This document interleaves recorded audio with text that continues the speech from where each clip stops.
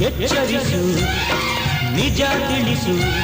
ಆಡಳಿತದ ಅಪರಾಧದ ಅಕ್ರಮಗಳ ಮನಗಾಣಿಸು ಜನತಂತ್ರದ ಸಕ್ರಮಗಳ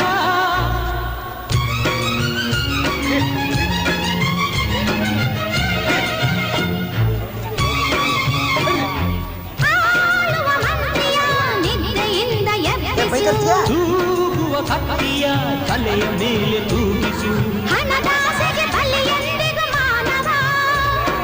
ದೌರ್ಬಲ್ಯ ಎನ್ನುವರು ನಮ್ಮ ಮೌನವ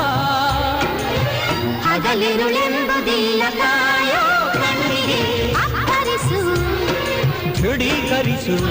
ಜನರಿಂದಲೇ ಜನಕ್ಕಾಗಿಯೇ ಈ ಕಾಲಿದೆ ಭುಗಿಲೆರಿಸು ನ್ಯಾಯಾಂಗದ ಮಿತಿ ಮೀರದೆ